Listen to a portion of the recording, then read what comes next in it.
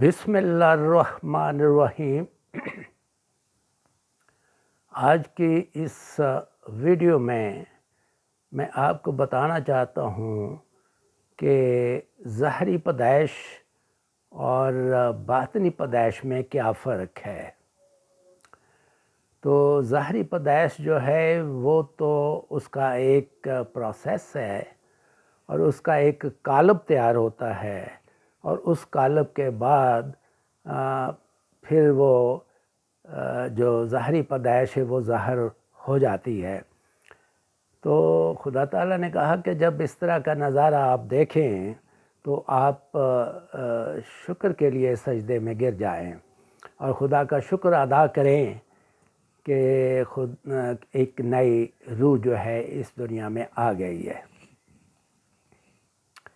اب میں آپ کو بتاتا ہوں کہ باطنی پیدائش کیا ہے۔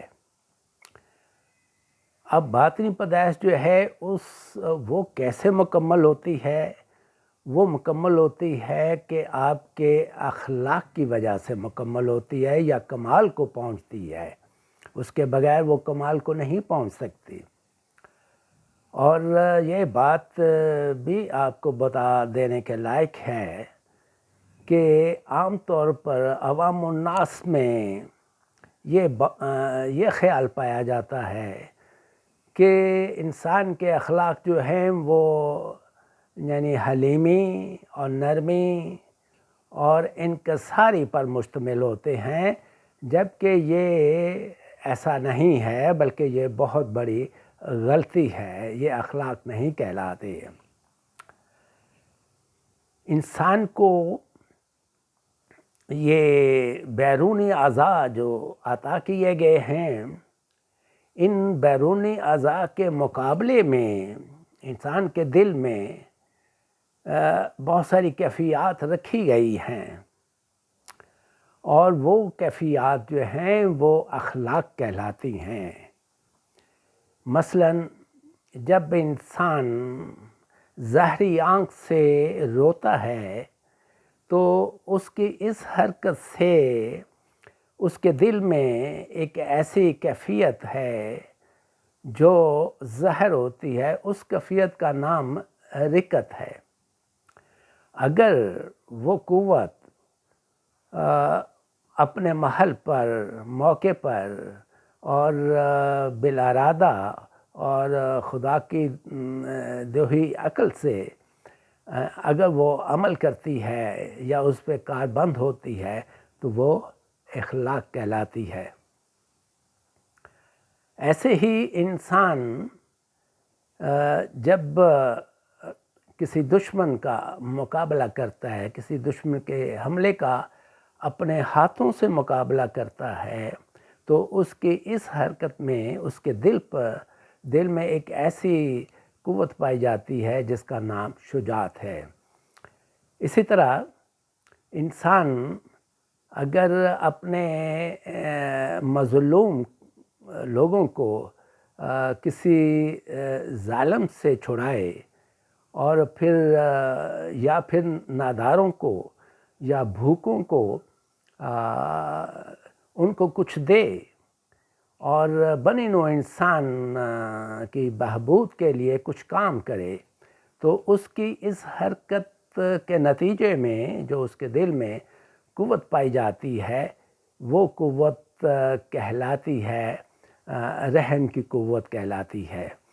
اور وہ اگر اپنے محل پر، موقع پر اگر اس کو استعمال کیا جائے تو وہ اخلاق کہلائے گی یا اخلاق میں شامل ہوگی۔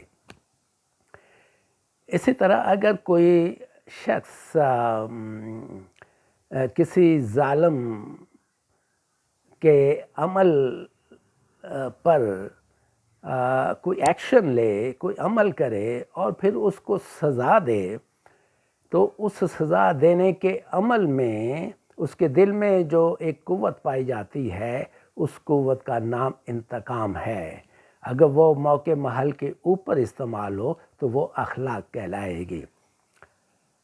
ایسے ہی انسان اگر کوئی ظالم جو ہے اس کے اوپر حملہ کرتا ہے اور وہ اس حملے کا جواب نہیں دینا چاہتا بلکہ اس سے پرہیز کرتا ہے، اوائڈ کرتا ہے، تو اس کے مقابل پر اس کے دل کے اندر ایک ایسی قوت ہوگی، اس قوت کا نام ہے عفو اور صبر۔ تو ایسے ہی انسان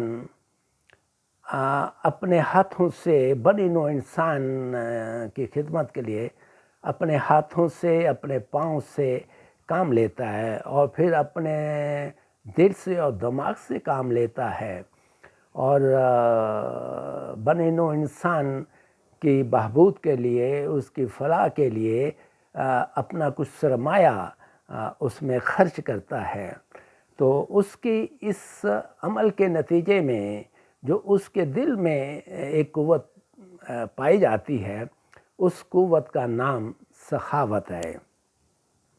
اب یہ جتنی بھی قوتیں ہیں، اگر یہ اپنے موقع اور محل پہ استعمال ہوں تو یہ اخلاق کہلاتی ہیں، اور جتنی بھی کیفیات انسان کے دل کے اندر پائی جاتی ہیں وہ سب اخلاق ہے اگر وہ اپنے موقع اور محل پر استعمال ہوں۔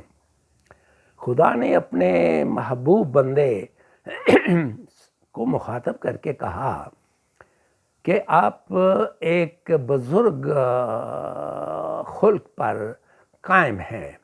اس کا مطلب یہ ہے کہ جتنے بھی اخلاق ہیں وہ ان کے اندر پائے جاتے ہیں، تو اس لیے بے شمار قوتیں انسان کے دل میں پائی جاتی ہیں، اور وہ اگر اپنے موقع اور محل پر استعمال ہوں تو پھر وہ اخلاق کہلائیں گی، اگر وہ نہیں استعمال ہوتی تو پھر وہ اخلاق نہیں کہلائیں گی بلکہ وہ انسان کی طبعی حالتیں کہلائیں گی۔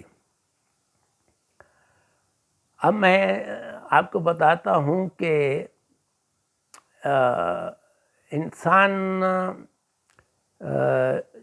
انسان کے اندر جو قوتیں پائی جاتی ہیں، یعنی جو خواص پائے جاتے ہیں، ان میں ایک ایسا خواص بھی موجود ہے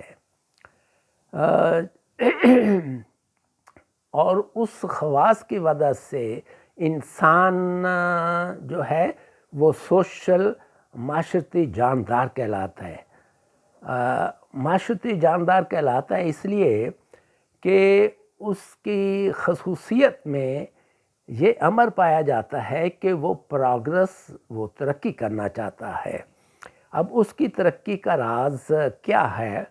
وہ چاہتا ہے کہ میں مذہب کی پیروی کر کے اور نیک صحبتوں کو اختیار کر کے اور نیک تعلیمات کو اختیار کر کے اور اس پہ عمل کر کے میں اپنے جذبات کو اخلاق کے رنگ میں لے آؤں۔ اب یہ ایک خاصیت خاص انسان کے دل میں پائی جاتی ہے، اور یہ خصوصیت جو ہے وہ کسی جانور میں نہیں پائی جاتی۔ اب میں سمجھتا ہوں کہ جو کچھ میں نے فرق بیان کیا ہے کہ ظاہری پیدائش کیا ہے اور باطنی پیدائش کیا ہے، اور باطنی پیدائش کا کس چیز سے تعلق ہے، اس کے اخلاق سے تعلق ہے، تو آپ بخوبی سمجھ گئے ہوں گے، اور یقیناً اس ویڈیو کو آپ سبسکرائب ضرور کریں گے۔ اسی کے ساتھ آپ کا بہت بہت شکریہ۔